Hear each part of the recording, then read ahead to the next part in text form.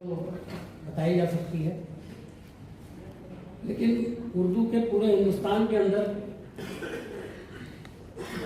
3000 से ज़्यादा पर्चे निकलते थे, जिसमें रोजनामे भी थे, जिसमें वीकलीज भी थे, सहमाही भी थे, मंथलीज भी थे और अदबी बहुत सारे ऐसे पर्चे जो रजिस्टर्ड नहीं थे। अभी बैठा हुआ था तो 4-5 लोगों ने अपनी किताब या कोई इस तरह की चीज़ें पेश की, तो सिलसिला अभी जारी है। सिर्फ उर्दू के वीकलीज की तादाद तकरीबन 300 से ऊपर थी। आज ये तादाद घट करके शायद 2 या 3 रह गई है। मेरा अखबार भी उसमें शामिल है, जो अभी कोविड के ज़माने में बंद हुआ। नई दुनिया जो उर्दू का काफ़ी सबसे बड़ा ही वीकली कह सकते हैं उसको, वो भी बंद हो गया। तकरीबन बंद ही है। शाहिद साहब कहते हैं कि कैसे निकालें उसको। हैदराबाद में 1-2 पर्चे निकल रहे हैं, कुछ एक लखनऊ से निकल रहा है, बाकी सब बंद हो चुके हैं। डेली अखबार जो निकल रहे हैं उनकी हालत भी बहुत अच्छी नहीं है। अभी यहाँ किसी ने जिक्र किया कि ऑनलाइन पेपर्स आ गए हैं, तो जो प्रिंट में अखबार आते हैं उनकी खपत कम हो गई है, उनको खरीदार और कम हो गए हैं, तो इससे बड़ा नुकसान हो रहा है। असल बात यह है कि जो उर्दू वाले हैं उन्होंने उर्दू पर उतनी तवज्जो नहीं दी जितनी देना चाहिए। मैं उर्दू अकेडमी का वाइस चेयरमैन रहा यहाँ 2-3 साल। उर्दू अकेडमी का दिल्ली सरकार ने उस जमाने में 2 करोड़ रुपया बजट था, और हम दावा किया करते थे कि हिंदुस्तान में सबसे ज़्यादा बजट उसका है। उसके बाद आंध्र प्रदेश में बजट बहुत बढ़ा। आज हमारे अख्तरुल वासिफ साहब से मैं पूछ रहा था, ये भी उर्दू अकेडमी के वाइस चेयरमैन है, तो उन्होंने बताया कि बजट बढ़ करके 8 करोड़ हो गया। तो सरकार तो 8 करोड़ खर्च कर रही है, उर्दू वाले दिल्ली के कितना खर्च कर रहे हैं? 8 करोड़, 4 करोड़, 2 करोड़, 1 करोड़, 50 लाख, 50,000 अगर खर्च कर रहे हो तो बताएं। आप चाहते हैं सरकार पैसा दे और फरोख भी वही करे, वो नहीं करेगी जब तक आप उसमें मेहनत नहीं करेंगे। उर्दू अकेडमी के जिम्मेदारी संभालने के बाद मैंने जो उर्दू वालों को देखा है, हम तो रोज कुआं खोदने और रोज पानी पीने के आदी थे, चूंकि सहाफत में थे। 2 करोड़ के बजट में उर्दू अखबारों के लिए 1 रुपए का इश्तहार नहीं था। ये मासूम साहब बैठे हैं, गवाह हैं, हमारे डॉक्टर बैठे हैं, वो गवाह हैं, फारूक बरगली साहब बैठे हैं, जो सारी जिंदगी जूझते रहे इसी काम के लिए, अनगिनत हैं। तो हम इश्तहार नहीं देंगे। जब मैंने अखबारों निकाला तो मेरी जेब में 400 रुपए थे। पहला पर्चा निकाला तो उसके बाद कोशिश की कि किसी तरह से उसको चलाने के लिए उर्दू वालों से मदद ली जाए। तो मैंने मदद ये मांगी कि मेरे अखबार का सालाना चंदा, सब्सक्रिप्शन जो है 50 रुपए है। अखबार 1 रुपए का था, 52 हफ्ते होते हैं, कि आप 50 रुपए का सब्सक्रिप्शन ले लीजिए। मैं आपका 10 सेंटीमीटर का एक इश्तहार छाप दूंगा मुफ्त, या तो मुफ्त सब्सक्रिप्शन समझ लीजिए या इश्तहार को मुफ्त समझ लीजिए। तो एक मेरे दोस्त हैं जो दिल्ली में एक जामा मस्जिद के एरिया में काफ़ी पॉपुलर दुकान चलाया करते थे। तो मैंने उनसे कहा, तो बड़ी मुश्किल से उन्होंने जेब से निकाल कर 50 रुपये दे दिए और वो मेंबर हो गए।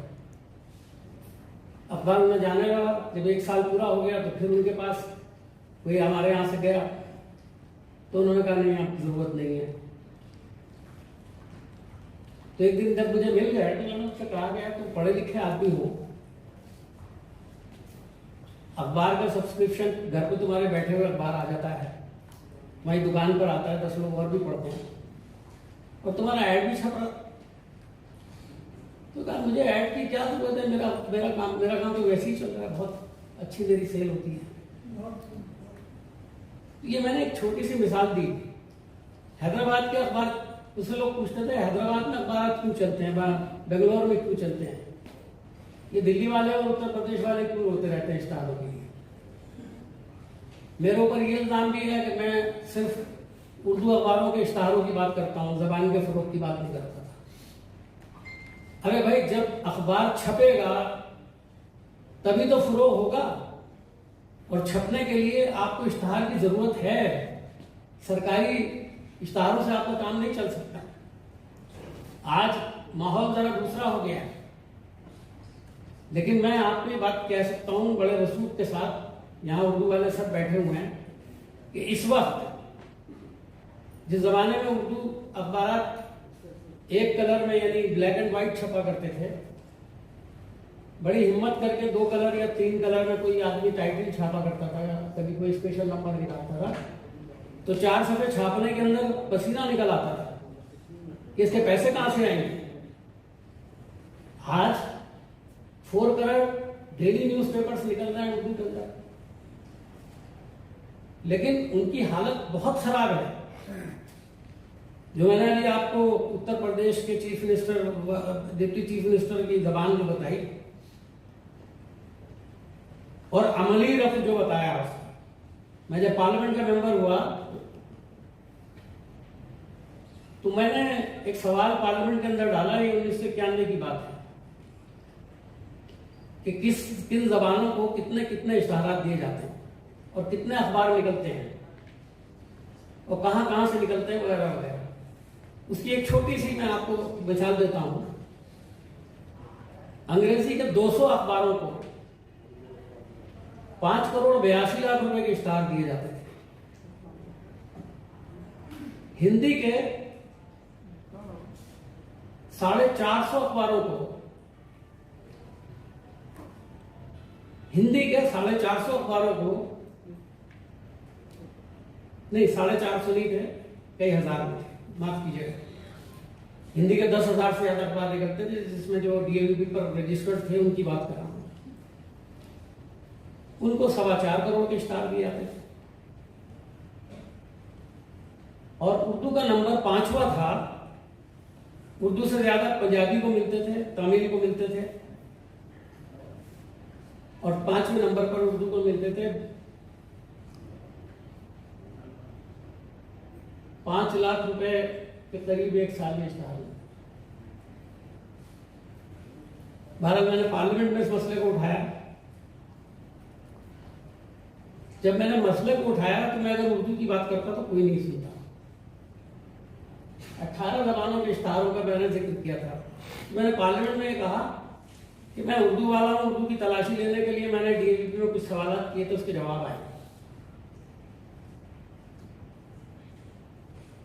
लेकिन एक जबान इस मुल्क में ऐसी है जो सब जबानों की मां है, जिसमें इस जबान की मेजॉरिटी कम्युनिटी यानी हिंदुओं की सभ्यता, उनका कल्चर और उनका रिलीजन महफूज है, यानी संस्कृत। जैसे डॉक्टर अब्दुल हक साहब ने फरमाया था अभी कि जबान जिंदा रहेगी, और वजह बताई थी इसकी, और उसको कुरान की जो राजिम है और उस पर जो काम हुआ है उसके हवाले से उन्होंने एक मिसाल दी थी। तो संस्कृत की भी वही बात की जा सकती है उनके लिए। लेकिन हमें 5 लाख के इश्तहार मिले थे, अंग्रेजी को भी 5 करोड़ 82 लाख के इश्तहार मिले एक साल में, और हिंदी को 4.25 के मिले, जबकि हिंदी नेशनल लैंग्वेज थी, उसको ज्यादा मिलने चाहिए थे, और 200 अखबारों को 5 करोड़ 82 लाख। और संस्कृत को जब आपने सुनेगा तो आप भी चौंकेंगे। 703 रुपए के इश्तहार एक साल में दिए गए थे, और संस्कृत के 4 पर्चे उस वक्त निकलते थे। तो मैंने कहा जिन लोगों ने अपनी मां को नहीं छोड़ा वो उर्दू को, पंजाबी को, कन्नड़ को और हिंदी को कैसे छोड़ेंगे? जो उसको खत्म करने में लगे हुए हैं। तो मैं तो उर्दू की बात करता हूं तो मुझे शर्म आती है। लिहाजा उस वक्त सिर्फ इस संस्कृत के हवाले से जब मैंने कहा तो 17 या 18 मेंबरान पार्लियामेंट थे, जिसमें सुषमा स्वराज भी थी, जिसमें भारतीय जनता पार्टी के वाइस प्रेसिडेंट थे शर्मा साहब, मुझे नाम पूरा याद नहीं रहा उनका, वो भी थे, चौहान साहब थे और कई लोग थे। 17-18 मेंबरान ने मुझे एसोसिएट किया और फिर उसके बाद उस बजट को बदला गया और उर्दू का बजट जो है वो 50-55 लाख अगले साल से हो गया। तो कुछ इश्तहार थोड़े बहुत उर्दू अखबार वालों को मिले। आज वही सिचुएशन है, आपकी हिस्सेदारी कहीं नहीं। बस स्टेट गवर्नमेंट्स अपने यहाँ वोट के कारोबार के लिए उर्दू के नाम पर अकेडमी बना करके थोड़ा बहुत आपको दे देते हैं। मैं आपको एक और भी बात कहना चाहता हूँ। अभी हमारे दोस्त ने तारुफ कराया तो मुझे कहा कि तालीम से लेकर के सहाफत और सियासत तक एक पेशा मेरा और भी रहा, 5-6 साल मैंने करके आया हूँ। मैं सिफारिश से भी जुड़ा रहा और 4 मुल्कों में एम्बेसडर रहा और शायद हिंदुस्तान पाकिस्तान में मैं अकेला ही उर्दू सहाफी हूँ जो एम्बेसडर बना है।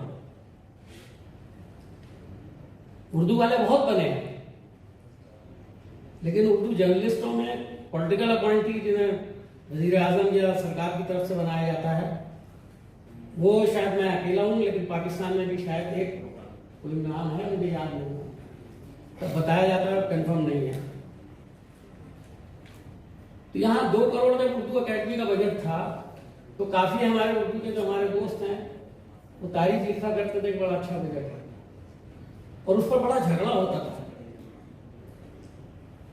जब मैं सिफारतकार बन के, एम्बेसडर बन करके अफ्रीका के एक मुल्क में गया तो $45 मिलियन का एक छोटा सा क्रेडिट लाइन, जिसको उधार रकम दी जाती है मुल्कों को, वो मेरे कलम के एक इशारे से हो गया। तो अंदाजा ये हुआ कि आप जब तक कुएं में रहते हैं तो कुएं की ही बात कर सकते हैं, उससे ज्यादा नहीं करते। उर्दू पढ़ना बहुत जरूरी है,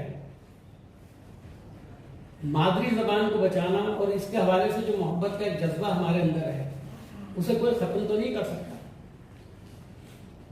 लेकिन बाकी तालीम जो है, अब तो खैर सभी लोग कोशिश कर रहे हैं, और ये शिकायत भी है कि बस उर्दू नहीं पढ़ाते हैं, बाकी सब कुछ पढ़ा रहे हैं। ये लड़ाई भी चलती है कि उर्दू एज ए सब्जेक्ट पढ़ाई जाए या उर्दू मीडियम के जरिए से पढ़ा जाए। मैं तो चूंकि उसकी वकालत करता हूं, मैं तो उर्दू मीडियम से पढ़ा हूं, कम से कम स्कूलिंग तो उर्दू मीडियम से की है, उसके बाद नहीं उर्दू मीडियम से किया। तो हम मुख्तलिफ किस्म की चीजों में घिरे हुए हैं, और इस वक्त जो माहौल है वो उर्दू के हक में या आपके हक में बिल्कुल नहीं। पहले सरकार तासुब बरतती थी, अब लोग भी तासुब बरतते हैं, और ये तासुब जितना बढ़ेगा आपकी जबान को भी नुकसान पहुंचेगा, आपकी इकोनॉमी को भी नुकसान पहुंचेगा, आपके तालीमी सिस्टम को भी नुकसान पहुंचेगा। तो इस पर ओवरऑल कुछ काम करना पड़ेगा। चूंकि आज उर्दू का दिन है, इसलिए बात सिर्फ उर्दू की है। एक इशारतन मैंने बात की, बात थोड़ी ज्यादा हो गई, मैं माफी चाहता हूँ कि काफी दिनों के बाद अभी दिल्ली में एक जो छोटा सा फंक्शन फारूक बरगली साहब ने किया था, इसमें शिरकत हुई, आज दूसरा फंक्शन करीब हुए। मैं आप लोगों से यही कहूँगा कि आज हमको एक काम तो जरूर करना चाहिए। वो अपील हम पहले भी करते थे, आज भी कर रहे हैं कि कुछ ना करें तो कम से कम उर्दू का एक अखबार, एक रिसाला, एक अदबी मैगजीन जो भी अवेलेबल है वो तो कम से कम खरीद लें। अगर वही खरीद लेंगे तो आपकी खिदमत हो जाएगी। और एक काम और कर लें कि अपनी जिंदगी में 1, 2, 3 बच्चे उर्दू के हवाले से तैयार कर दें, उनको जबान सिखा दें, लिखना पढ़ना और बोलना। ये काफी है, सारे जहान की बात मत कीजिए, सिर्फ अपने करीब जो कुछ भी कर सकते हो वो कर लें। बहुत बहुत शुक्रिया।